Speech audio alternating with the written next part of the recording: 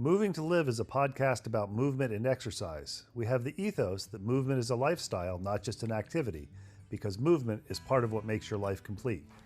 We interview people in the movement field who have a variety of experiences, educations, and professional titles. At the end of the day, we all want to move more, and we want our clients, athletes, and patients to move more, move better, and move more efficiently. Some of the people we interview you will have heard of. They are well known in and outside of the movement and exercise professions. Others you may not have heard of, but they have a great deal of knowledge and information to share. Many people doing the best work spend their time working with people and not working on their social media presence. Before we get to the interview, a quick request. If you like what you hear, please leave a review wherever you listen to podcasts and share the podcast with your friends or anyone who understands that movement is a lifestyle. We appreciate it, and our guests appreciate it too. Welcome back to another episode of the Moving to Live podcast. We promote the ethos that movement is a lifestyle, not just an activity. And what we like to do is interview people across the movement spectrum who have interesting stories to tell, whether they're in the US or in other places. Today's guest, I've been trying to get an interview for probably 6 or 7 months, but that nasty COVID thing interfered with it. And then my life interfered with it with various responsibilities for work. We've interviewed his wife in the past, Kate Baldwin, who is a physiotherapist and an accomplished Ironman triathlete. Today, we are with her husband, Nick Baldwin, who is a triathlete and personal trainer all the way from Australia. Nick, thanks for taking time to talk to Moving to Live. Yeah, pleasure, Ben. Thank you very much for having me on the show. Appreciate it. One of the most interesting things to me when I interview people is my question I ask them first. And I ask them to tell me and the listeners, what's your elevator spiel? You get in the elevator, you're wearing your t-shirt with your business endurance movement, or maybe you're wheeling your bike and somebody says, what do you do? What do you tell them? Yeah, it's an interesting question. For many, many years, my stock response to that was, I'm a triathlete. And inevitably, that sparks up a little bit of conversation about swim, bike, run. These days, it's a little bit different. I've stepped away from that over the last few years. And my response to that is, well, these days I'm working with my wife. We have a small physiotherapy business specializing in strength and conditioning here in Perth, Western Australia. And we still get the opportunity to work very closely with athletes and obviously specifically endurance athletes. And that's something that's really rewarding. I think especially as for me personally, having had that background as an athlete, to continue to be surrounded by others in a sport that I love and have enjoyed participating in for so long is really rewarding and something that I really enjoy. And I don't know, some of the listeners will know this, some won't. Probably when you look at a variety of sports, probably the hardest physiologically and psychologically, I don't think anybody would disagree with something like Tour de France cycling, where they're doing 3 weeks of events. But I think many people forget about the Ironman distance triathletes and triathlons, which you've done. And your story is pretty interesting because I've got the advantage of reading your bio. You're actually from Britain. So growing up, were you in the triathlon field, something where mom and dad pushed you into triathlons, or what was your movement story growing up in England? Yeah, no, quite the opposite, actually. I had the opportunity whilst growing up to be very flexible, I suppose, in what I did in my free time. And sport was something I really enjoyed as a youngster and took part in as many of the team sports at school as I had the opportunity to do. And I never excelled in any of them, to be honest. Whilst I really enjoyed them and I got a lot out of each of the sports I did, I never was able to reach a level where there was any opportunity or possibility of taking it a little bit further than just representing the school team. So sport, whilst being something I loved, wasn't something that I ever really believed would be something I could pursue as a career in the future. And it was really just by chance that I stumbled across triathlon. I was preparing for my first year of university, so I was, I think, 18 at the time. And I saw a highlights package of Ironman Lanzarote, which is well known as one of the hardest of the Ironmans out there. And I hadn't even heard of triathlon at the time, to be honest. And I remember seeing the highlights package and just being in awe of what I was watching and not comprehending the distances and how anybody could put that together. And that was it. They kind of piqued my interest in triathlon. And the next year I did my first race, and it was just a very short distance race, one of the local events where I was living in the UK at the time. And I think I was 18 then. And that really was the start of my journey. I continued through university to just partake in some of the local events. And when I graduated university, I then really wanted to try and give myself the opportunity to persevere with the sport. And to be honest, a big motivation of mine was to try and avoid a typical 9 to 5 and an office job. Growing up, I never always knew what it was I wanted to do, but I was quite sure that I didn't want to be kind of office based, to be honest. And so I had a pretty strong motivation to try and excel at triathlon, to give myself the opportunity to travel and to explore different things and opportunities.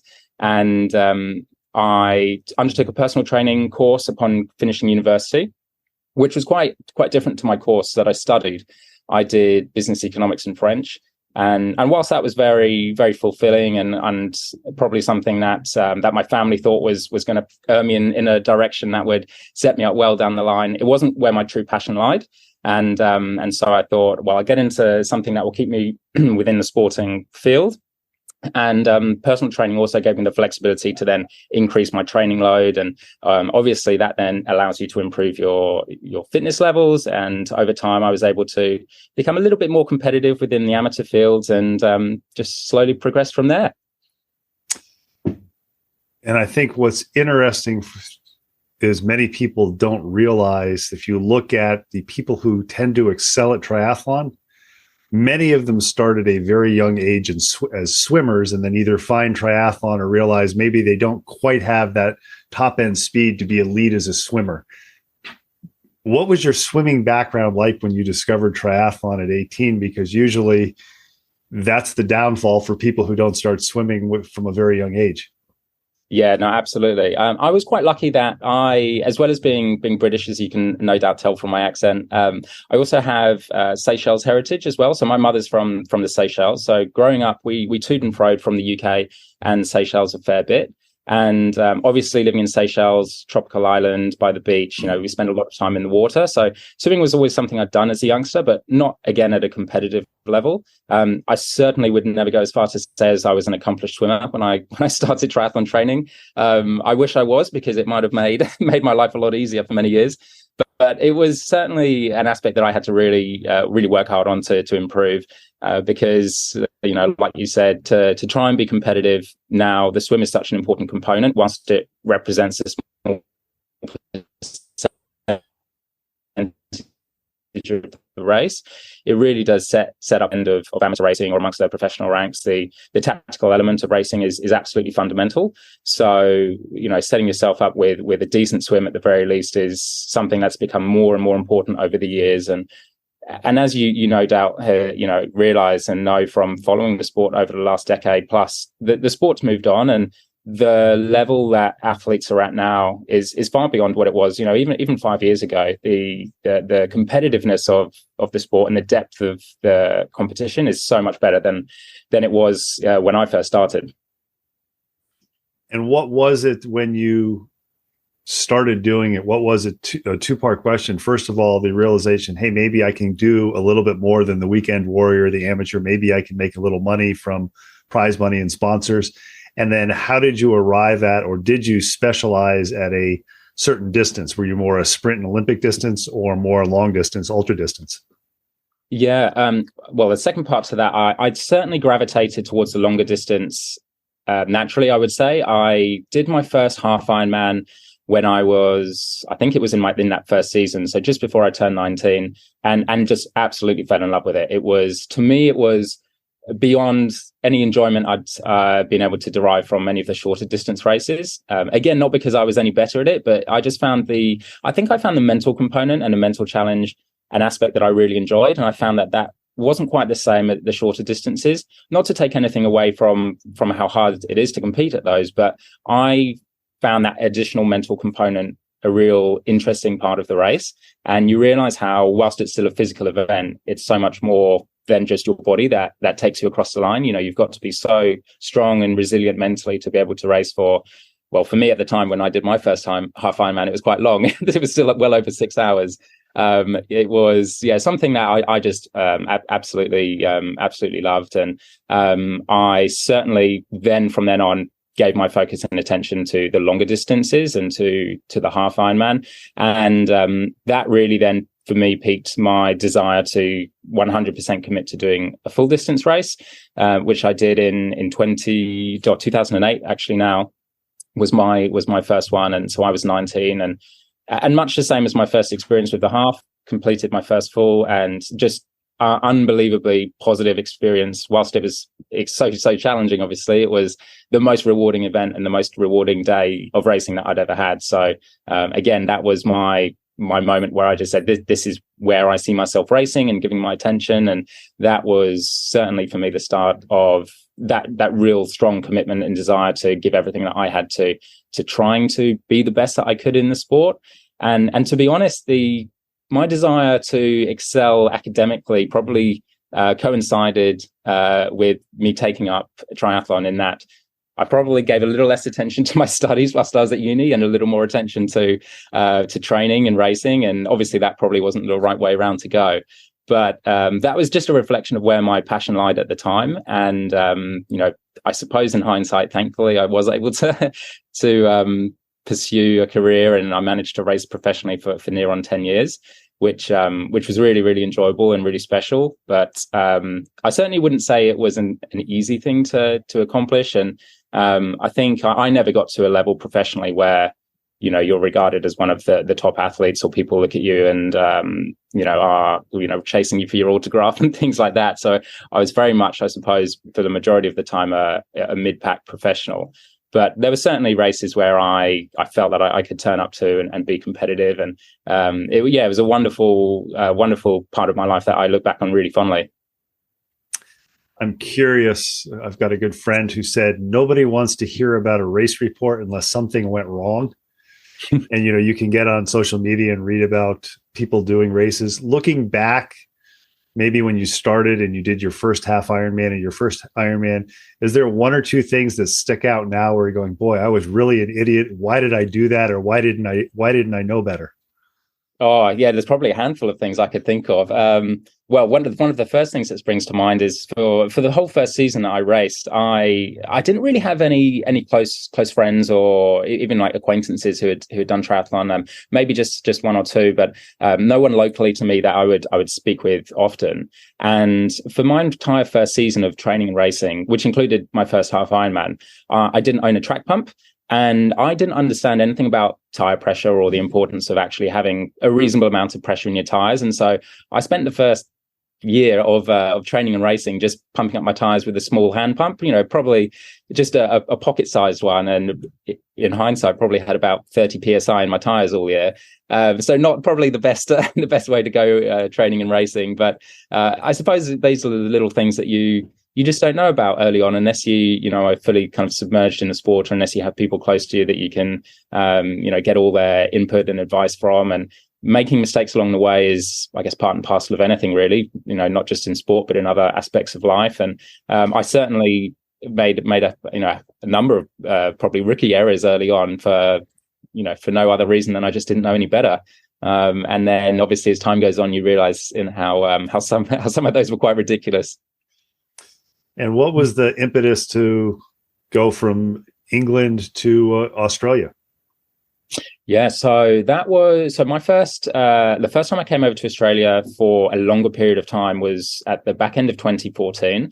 And it was a European summer. I was in, I think, the UK at the time, and I was trying to consider where my best options were to give myself a winter of swim focus. And what I came to the conclusion was that I had two good options. And one of my options would be to come to Perth, or one of my other options would be to go stateside to the US. So after considering both options, I decided upon Perth because I actually had a friend who lived here, and he said, "Hey, come on over for a couple of months. You can stay with me." And so I did exactly that. I came and joined a swim coach and his group of athletes that was training here at the time. We had some really good athletes who joined us that summer. We had Rachel Joyce, who's a British long distance triathlete, extremely successful. Emma Pallant, who's still racing, again, having great success at the 70.3 distance. And it was just a great experience to be able to surround myself with not just better athletes and better swimmers, but also be in an environment where Perth you couldn't get a better place to swim. So compared to being in the UK over winter, I definitely kind of made it a good decision to come here. And what was the decision to stay? As with many stories, the girl, I suppose. So I met my wife, Kate, towards the back end of that trip. It was actually, I think it was just a week or so before I was due to leave. And I was friends with her sister and her sister's husband, actually. And funnily enough, they invited me over to their house for a barbecue. They're having some friends over and some family. And that's when I met Kate for the first time. And we just got on really well, obviously, and kept in touch. And it wasn't too long before I came back. Side note to that, there's a bit of a funny component to the story. So this was the December 2014 that Kate and I met. And funnily enough, I'd actually been in Western Australia 3 years earlier in December 2011 for Ironman Western Australia. And I was actually in the 18 to 24 age group at the time. And I was racing against Andy, and Andy was Kate's sister's husband. So Kate and her sister were down spectating the race, watching me compete against Andy, but all the while, obviously not really knowing who I was at the time. And it wasn't until 3 years later that Kate and I met. So we obviously weren't destined to meet then in 2011, but when we did in 2014, thankfully things went really well. And you are involved with your wife in a business that works with endurance athletes. And I think what is so unique about it, if you look at the broad spectrum of amateur athletes and even many professional athletes, you emphasize resistance training. And I think that's something that's vastly underrated, obviously. Was this something that you got into while you were racing professionally before you moved to Australia? Or was this something that your wife, Kate, said, hey, this might help your racing, and kind of the light bulb went on when you started to see a little more success? Yeah, I definitely got the nudge from Kate to be a bit more diligent with my strength training. To be honest, I was very, very unfamiliar with the best way of incorporating strength training before meeting Kate and before implementing some of the the research that she has. And that's probably not unlike many of the athletes in the endurance field. Even if you have good intentions and you hear and read about strength training being positive, there is a lot of misinformation out there, and sometimes people apply principles that might be either outdated or scientifically unwarranted. And it's not always easy to kind of cut through that. And thankfully, we have the opportunity to, as I said, to work with endurance athletes on a daily basis. And I think slowly over time, some of the the current research is coming through, and you see more and more athletes incorporating good scientific principles behind their strength training, for endurance athletes specifically, because it is very different to to how other athletes from other sports will train, and it's essential to get the very most out of your strength training. As an endurance athlete, you don't want to be wasting your time strength training, but doing the wrong type of strength training that isn't going to help complement your sport. Because ultimately, we find that most of the people we work with, they're in the gym and they're doing their strength training not necessarily because they love it, but because they recognize it's going to improve their level of competition in what they do love, which is their chosen sport. And so you want to make sure everyone's optimizing and maximizing their training. I'm very, very lucky to obviously work closely with Kate and to benefit from a lot of her knowledge. And I'm certainly, someone who personally, when I was racing, benefited from that as well. And I kind of think I got on the bandwagon a few years earlier than a few of the other pros might have done, because it does seem like it's more so in the last few years that it's kind of taken off again. And no doubt it helped me a lot, not just with performance, but also I think injury prevention and consistency. It's always hard to quantify what proportion of improvements you make can be as a direct result of, for example, your swim, bike, run training, or what proportion you can say is due to the strength training that you're doing. But my personal experience was that regardless of any of that, I just found I was able to train much more consistently and without any nearly as many niggles and injuries and setbacks. And that was only a good thing, mentally as much as anything. And I know many endurance athletes are highly motivated individuals. I mean, obviously professionals can spend the time maximizing their performance and taking multiple naps. But as you probably have to tell many people, more people are participating in triathlon and endurance sports as amateurs than professionals. So they've got a limited amount of time. When you've got athletes who come to you, because even though you are on the cusp of the sword, and it is generally accepted by many people, the typical runner who's training for a marathon or amateur athlete who says, hey, I want to do a half Ironman, or I want to be Ironman distance, when you say, well, you should do some resistance training, they're going to go, but where do I fit that in? How do you explain to them you can give something up? And how do you, when you're working with them with program design, convince them that, look, this is something that's beneficial, as opposed to adding in another run or adding in another bike or another swim? Yeah, that's an excellent point, and it's certainly something that comes up with just about every athlete we work with. People often adopt the more is more thought process, and it's not always the case, as we know. It's important to train as sensibly and as smart as possible. And I think a well-balanced program, it just widely accepted that it really should have a component of strength training within it. And we don't ever in any way try and kind of force that upon athletes. It's really important that you get the buy-in from the athlete, I think, firstly. And we certainly come across some athletes, and they may be a little more averse to the thought of incorporating strength training. And sometimes in those instances, it can take a little more convincing, and we might start off a little bit more gradually, for example, just with one shorter strength session a week that doesn't take away too much from their other endurance training, or doesn't cause too much of a time commitment. And then hopefully over time find ourselves able to increase that either frequency or duration of strength training. We find that most people find 2 sessions a week is feasible and manageable. And we certainly don't kind of say every session has to be, for example, like 60 minutes plus. You can get a very effective strength training done, within 30 to 40 minutes if you're, diligent with what it is you're doing, and, focus on a couple of key exercises. So we certainly always want it to be time efficient for athletes. As you said, amateur athletes, there's a finite amount of training time.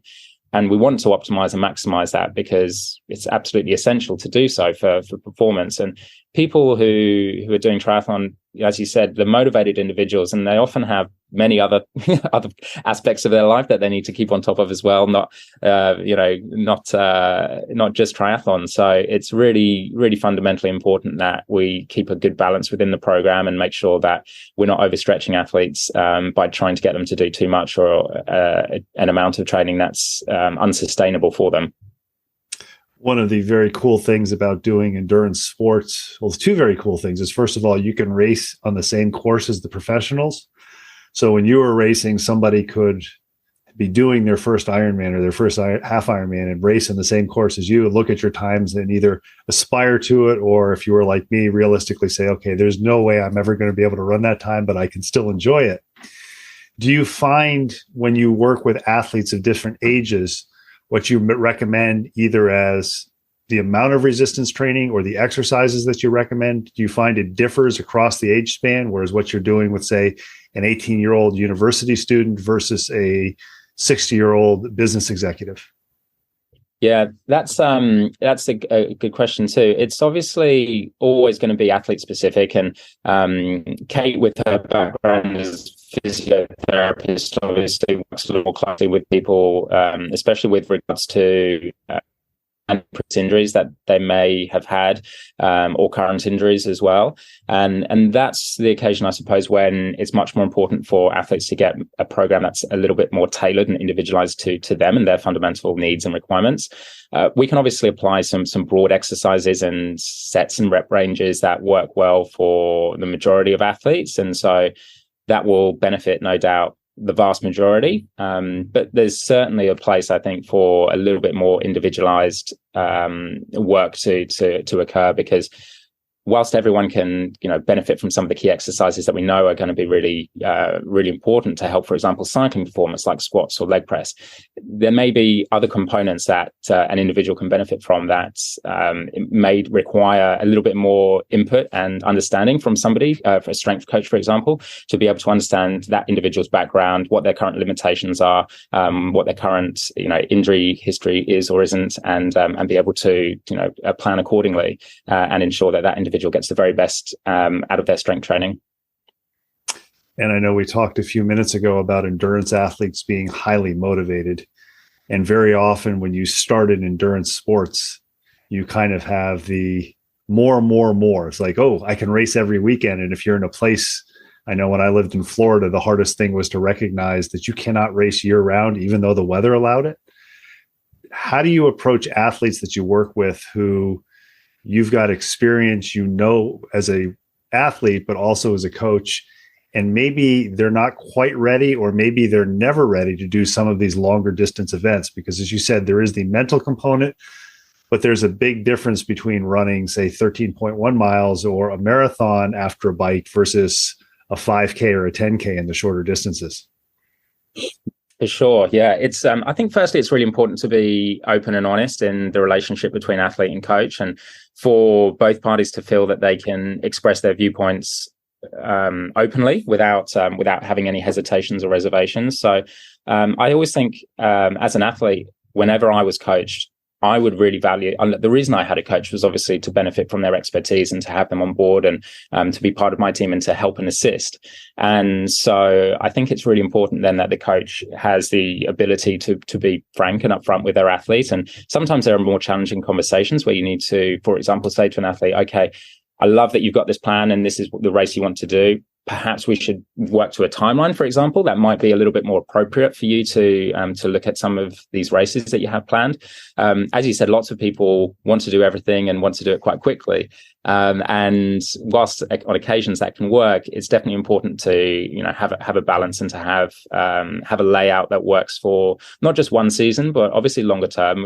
We certainly, with the athletes we work with, we want them to be able to enjoy the sport for the long term and not have a short-term approach where we look at just over racing, over training individuals and risk burnout or demotivation along the way, because as endurance athletes, we probably all experience that on some level at one point or another, and it's a tough place to be, and we certainly don't want to inflict that on athletes in any way. So I think as a coach in any field, it's really, really important that you have the ability to be open with your athletes and to express your opinion and viewpoints, obviously in a manner that will go down well with the athlete. And that's, I suppose, one of the more challenging aspects sometimes is knowing each athlete individually and, understanding the approach that might work best with that individual versus another, because that's another component of coaching that's fundamentally very important and isn't often talked about and isn't really something you necessarily learn about as well.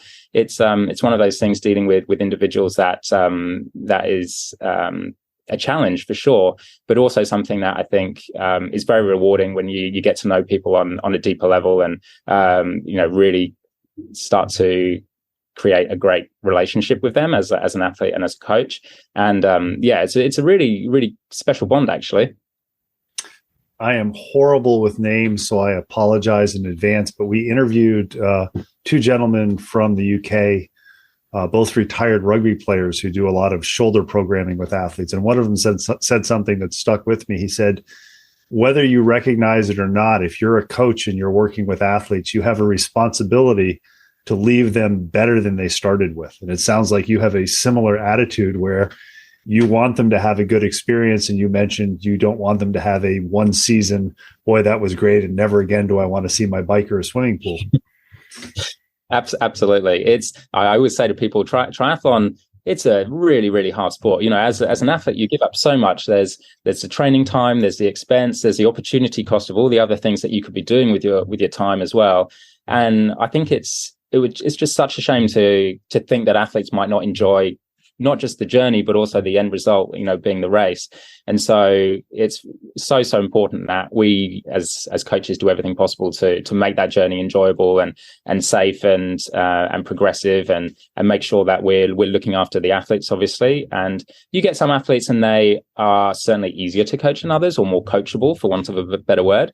There's no doubt challenges along the way, and sometimes it's difficult with some athletes sometimes to always get them to, I suppose, buy into the ideas and concepts that you may have. And that's, that's absolutely fine, because ultimately I always say, the athlete is in charge. They're the one who's in charge of their journey and their destiny. And, we're just there to help along the way, hopefully. But it can be difficult at times. So you work as a coach now. Thinking back to when you first started doing triathlons, two-part question. First, when did you get your first coach? And second, how did you transition into not only racing, but also coaching other athletes? Yeah, my first coach was an American coach over in Tucson called Brian Stover. and he's Accelerate 3, which some of your listeners may have heard of. And I'm going to have to think back to what year I started working with Brian. I think it might have been around 2011 or 2012, perhaps. And he, I suppose, really had probably quite a profound effect on my not just my journey as a triathlete, but also on my ideas as a coach as well. And I hope he listens to this and feels really positive about that, obviously, because my experience with Brian was absolutely fantastic. I think we worked together for maybe about 3 to 4 years, perhaps. And perhaps that's not the longest term relationship, but certainly even at the time when we parted ways, it was nothing but 100% mutual respect and an amicable separation. And my relationship with Brian was absolutely fantastic, and his knowledge and understanding and background was everything that I needed as an athlete at the time. He took me from being an okay amateur to being a very competitive amateur, and I had a 70.3 age group world championship win with Brian. He actually led me to my Ironman PB time, which was 8:18 at the time. And he really set me on a path to give me the opportunity to springboard my triathlon career, which may well not have happened had it not been for him. So that's a good example, I suppose, of how maybe you don't realize it as a time when you're coaching people, but your impact on somebody can be so much more than just the here and now, and you can have a future impact on that individual. And I suppose that really emphasizes the importance of the relationship, really. I know, talking to some people who jump into the profession, whether it's personal training or coaching, there's the got to have clients, got to have athletes. And if an athlete or a client leaves, they take it personally. And it sounds like your experience with Brian was exactly the opposite. If you can think back to your relationship with you and him, what was it that made that you could both say, okay, this is served its course, we need to part ways, but we're still, somebody that if we see at a race, we're going to have a pleasant conversation and have fond memories, versus, boy, that guy was a real jerk. He used me and then he dumped me. Oh no, for sure. It's it was just, I suppose, in hindsight, all on Brian, because I think when you have a situation where you have an athlete and a coach and they go their separate ways, fair to say or assume that the majority of the time it's probably the athlete instigating that separation. And it was the case when Brian and I were working together, and I was just in a position where I wanted to see what was on the other side of the fence, I suppose. And that was part of my journey at the time. And I explained that to Brian, and he couldn't possibly have taken it any better than he did. And he was obviously, firstly, really respectful of my decision, and actually went as far as to, say to me, look, if you'd like some suggestions for other coaches you can reach out to who I think would be, maybe like well suited to you at this stage in your career, then please let me know. I'm more happy to, help and out in any way possible. And even that as a gesture, I think you realize how rare that is when you have a passing of waves. And yeah, we had an absolutely fantastic relationship, not during our athlete coach relationship, but also afterwards. And actually, funnily enough, I still approach Brian, in the years following him coaching me, and asked for his input and asked for his feedback, because he was always someone that I still very much respected and looked up to, and valued his opinion on training and racing. So I think there's certainly, as you said, plenty of instances where we hear the exact opposite of that. I think whether you recognize it or not, Brian also had an influence on your coaching career, because you mentioned before we talked about Brian the fact that it's the athlete's journey. And from what you've described of your relationship with him, he understood that it was your journey and he was helping you along. What was it about it, or when did you decide, I want to do some coaching also in addition to racing? And what was the impetus behind that? Yeah, I think that it's quite natural, I suppose, for lots of professional athletes to find themselves going into coaching. I suppose it's a natural progression for many athletes, certainly not for everybody. And I first probably dipped my toes into it just working probably a bit more closely with some close friends, probably on a very casual basis, and certainly not what I would necessarily specify as individualized coaching or anything along those lines, but just, I suppose, sharing experiences and giving advice and giving feedback on sessions and giving input on future sessions. And that probably would have been, I was certainly 6+ years ago, I think now. And I suppose from there, things just gradually progress a little bit more. And you, as an athlete, start to speak with other athletes and your peers and other people around the sport. And, you're a product of all your experiences and all the people that you meet along the way. And for me, triathlon was something that I was so heavily involved in, obviously not just as an athlete, but also something that within my free time was so important to me. To be able to still have the opportunity to work with athletes was something that I really, really wanted to pursue. And it was, as I said, for me, a very natural progression. I'm certainly somebody who enjoys working with people on an individual basis as well, and being able to have inputs and to be able to hopefully help other people on their journey is something that's hugely rewarding. And something that I certainly value, because it's a really big commitment on the athlete's part to put their trust and faith in any one individual to help them on, achieve their goals and objectives within the sport. And it's certainly something that I think as a coach that you should be appreciative of, and I try to remember that. I know every coach is different, and I think what's interesting for listeners, or maybe some people are looking for coaches, what does a coach-athlete relationship look like with you? Like, how does an athlete find you, and how do you decide this is an athlete I want to work with versus this is an athlete that maybe somebody else is better suited to it for whatever reason? And then how does the relationship work? Yeah, so in my personal experience, I actually operate pretty much mostly through word of mouth and personal recommendations. So that to me has been a very, for want of a better word, organic way of gathering athletes and gathering interest in coaching. And obviously working here at Endurance Movement in Perth is a great way for us to meet athletes and to be surrounded by athletes on a daily basis. And inevitably you strike up conversations with people, and they may ask you questions about your coaching style and coaching philosophy. And ultimately, I think if I was to describe myself as a personality, I would certainly hope that I would be considered a pretty laid back and an approachable individual. I say to people who get in touch with me occasionally, if you need a coach who's going to be a real motivator, somebody who's going to be on you, chasing you up for every single session, that's probably not me. And there's probably other people out there who are going to be far better suited to you. But in my experience, as we said earlier, the triathletes as a demographic, they're very motivated individuals. And I haven't found that there's too many athletes who actually need that kind of hurry up regularly. And so in my experience, that hasn't really been too much of a sticking point.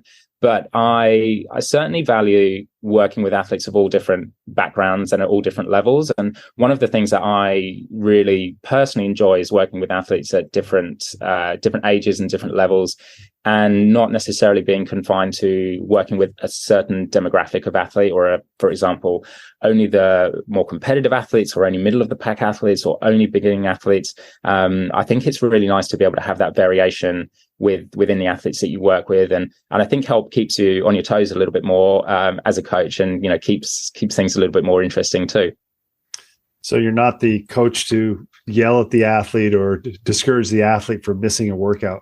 Do you think that comes just from your overall outlook on life, or does this come back from the experience racing longer distance races where you really can't get too up or too down because it's a long day, and you recognize that, hey, you're probably going to have times where you feel absolutely the worst that you feel in your life, and times at the best. So there's no sense in getting overly excited. Yeah, I think, I guess primarily I would say it's probably a personality trait.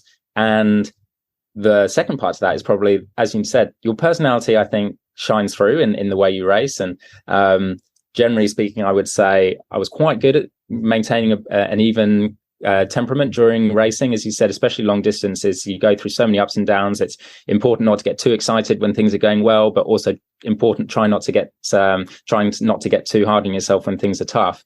I think that as an individual, I'm quite neutral, my wife would say, to never get too excited about things, but neither would I get too down in the dumps, or too disappointed or despondent when things are going a bit more difficultly as well. So I think that can be a benefit when it comes to racing over the longer distances. There's certainly no doubt going to be times when actually it could be a downside, and you actually need to have a little bit more, maybe just a little bit more flair and instant passion, or whatever the terminology might be. But I think as a generalization, I think it suited me well for long distance racing, and at least allowed me to race quite evenly. I think, in my personal opinion, you look at the guys at the top, and I wouldn't say that that's necessarily one of their traits. I think that you've got to have a little bit more to you than that, I think. And the people who are at the top of their game, I think, have that little bit extra within the personality that shines through in the racing. And ultimately, that's, I think, what's probably going to be required to be the very best. We're talking with Nick Baldwin. He is an endurance coach and also a triathlete. We were chatting a little bit prior to recording about the effects that COVID has had on your career. And I know you mentioned one of the reasons we delayed the interview from a few months back is you had COVID and you were, if I remember correctly, preparing for a race. Physiologically, how did that happen? How did that affect your training, and how long did it go on? Because I know everybody's different. And I think given the information out there for somebody who actually works at a very high level, for people to hear this is how it affected me, understanding that you're an N of one can be very interesting, and perhaps help some people recognize, hey, I'm not alone. There's other people in the same situation.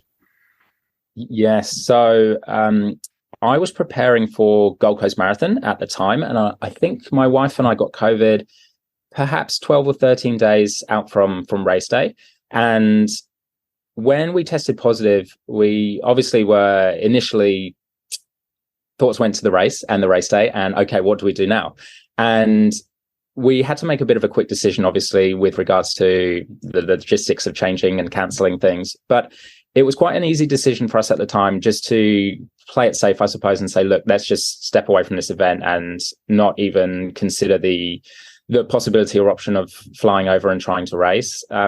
Having seen so many other athletes go through their experience with COVID, we were actually probably quite delayed in getting COVID in the first place. But I suppose we had the benefit of having seen how other people had managed with their experiences. And the tricky thing was that it was really hard to apply one broad rule or principle that would work well for every athlete. It was very much a case-by-case basis.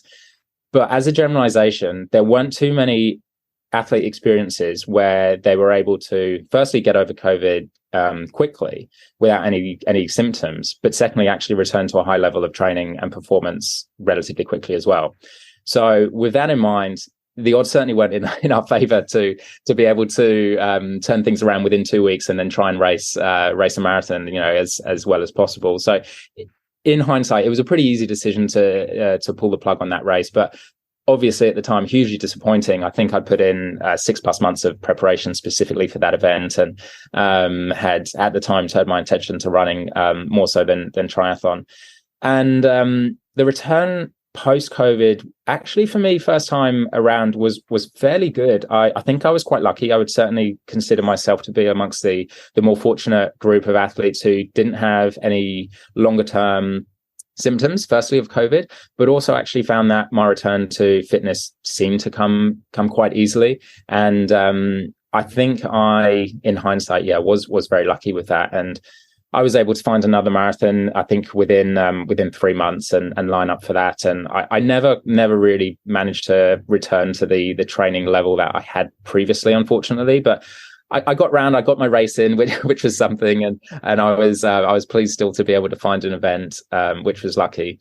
But I actually recently had COVID a second time around, and I actually think that whilst my symptoms at the time were far better than first time, the return after the second time has been a lot harder. And again, we haven't dealt with so many athletes who have recovered from COVID a second time and experienced their different experiences in the return post-COVID second time around. But yeah, my experience so far has been a little bit more challenging. So certainly something that, I'm just continuing to play by ear and kind of see how things go on a daily basis, really. I'm curious, shifting gears a little bit from that. I read your bio and we chatted a little bit. When you work at the higher level athletes, and we mentioned a little bit about you have the highest of highs and the lowest of lows. So it's not just the physical training, but it's the athlete who has the mental, I don't know what the correct term is, knowledge, background, confidence to understand that, hey, I may feel like crap now, but 2 miles down the road, I may feel better. How do you integrate mental training in with the athletes that you work with, especially given that some of them are probably these high-powered people who are used to being go, go, go, and having somebody say maybe, hey, step back or relax or don't think about this, it'll get better. Because the mental aspect of endurance sports is so important and not really talked about as much as put in more mileage, put in faster mileage, train more.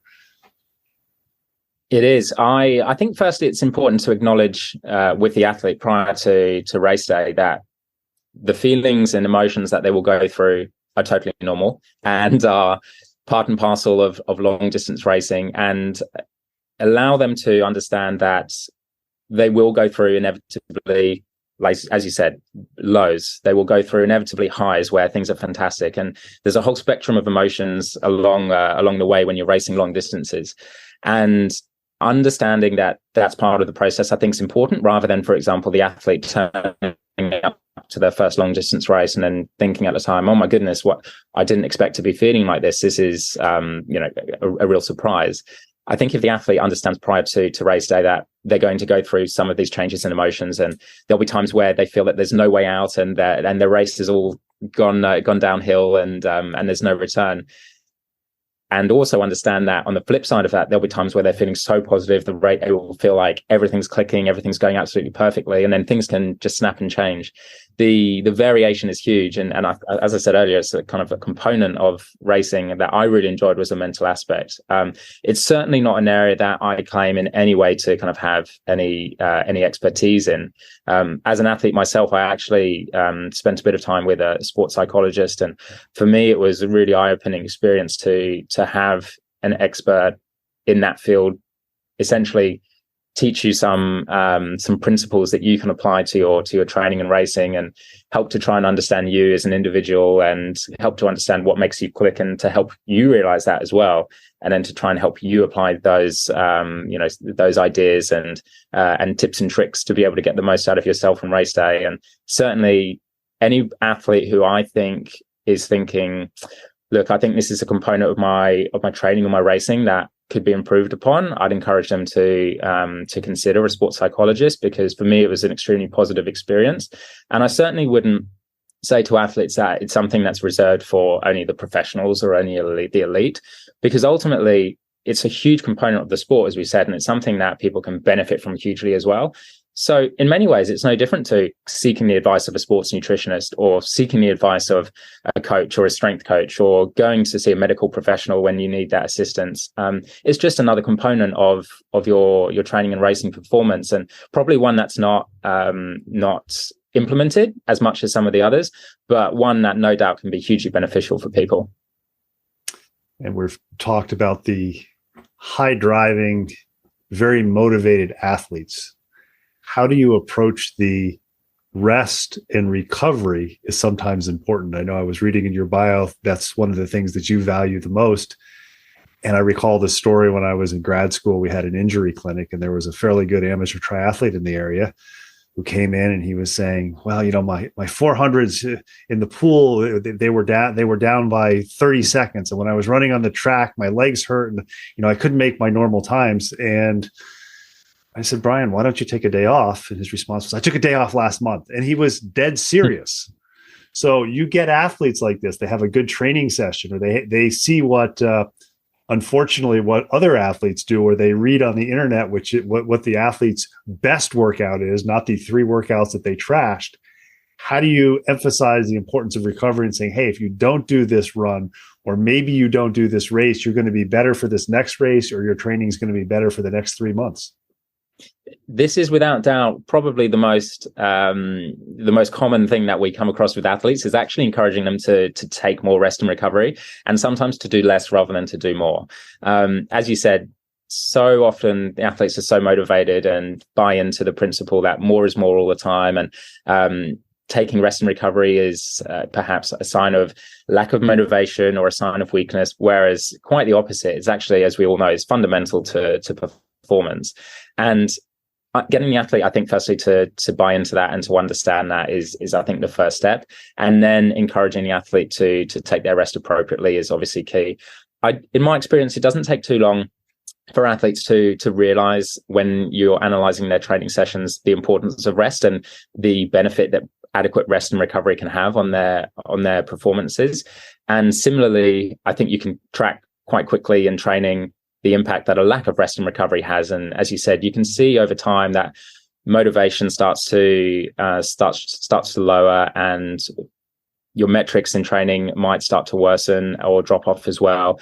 And that often correlates with poorer rest, less sleep, inadequate recovery.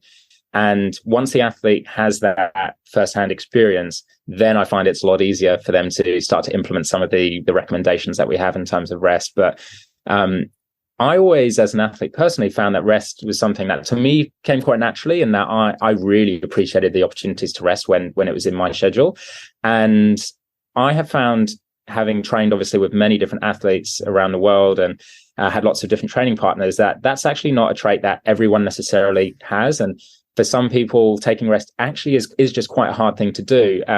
And so it's important to try and, as we said, educate and enable the athlete to understand the importance, I think, for them to truly realize the benefits that rest will have.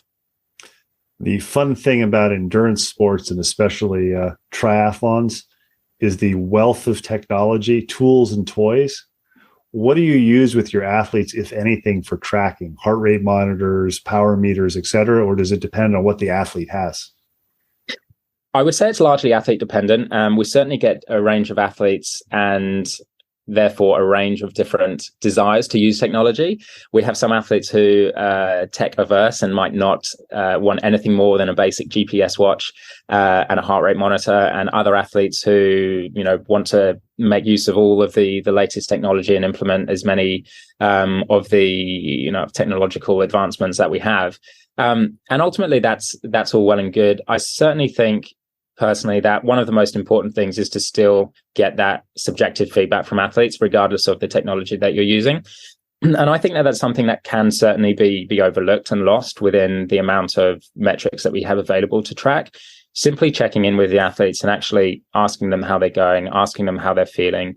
If possible, with athletes that you're working with in person, being able to actually see them, see their body language, see their movement, and understand physically how they're going, maybe not even by necessarily asking them anything, but just by looking at them in training, I think can often be quite insightful. The technology can be great. It can also be at times, I think, difficult to sift through it all and to prioritize what metric you're going to pay most attention to today. As an athlete, I'm certainly biased in that I wasn't necessarily super into all of the technology that was available. I loved making use of, like, for example, power meter and pace on the run, and obviously speed in the pool, and that was probably about it for me. And that certainly has translated to my viewpoint on coaching, without doubt. And so, as with everything, there's other coaches out there who will be certainly much more up to date with using absolutely all of the latest technology and making sure that that all the metrics that are understood are then implemented and applied. And then you'll get others on the opposite side who are even more tech averse than I am, and might not necessarily want to pay too much attention to anything more than heart rate. But ultimately, within all of that, I think the subjective athlete feedback is absolutely critical, and is one of the most honest ways, I think, of measuring how an athlete is going as well. And I think is really important not to overlook. One of the things I often say is the great thing about the internet is there's so much information out there. The bad thing about the internet is there's so much information out there. You've got an advantage with your experience and with your wife's experience that you can look at a lot of things and bounce ideas off of her and find out, is this legit information? Is this something that I can use? For athletes who are listening to this, or young professionals who maybe don't have the networking that you have, what are one or two pieces of advice you can give them where they can sift the, I hesitate to say wealth of information, the vast amount of information, to figure out, this is the good information, this is the bad information.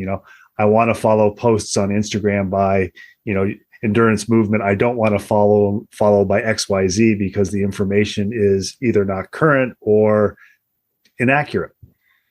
Absolutely. As you said, there's certainly no shortage of information out there, and it can be difficult to know when you're seeing contrasting viewpoints and contrasting information to know which one is correct or who you should be paying attention to, who's right, who's wrong.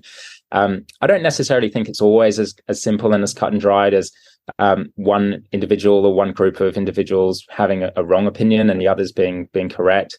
There's, as with many things, different ways and different approaches to go about the same thing. But ultimately, I think as an athlete, I think one of the most important things is that you maybe choose your team around you, or try and have a smaller group of people that you have on board, and I suppose implement their thoughts and ideas.